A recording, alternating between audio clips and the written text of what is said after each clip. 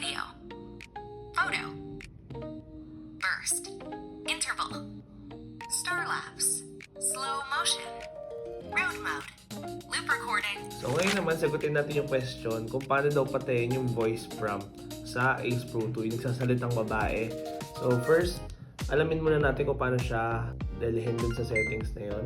Kapag nandito na tayo sa camera, swipe down lang natin and then swipe left.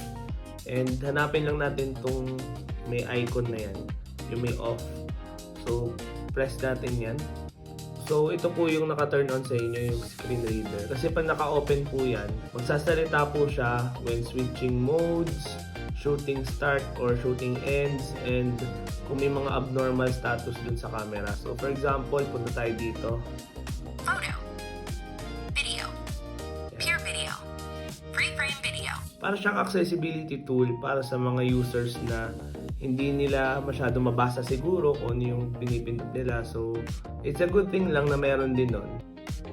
Start recording. Shooting complete. So kailangan lang natin patayin itong screen reader para ma-turn off natin yun. So yun lang, I hope it helps and follow for more.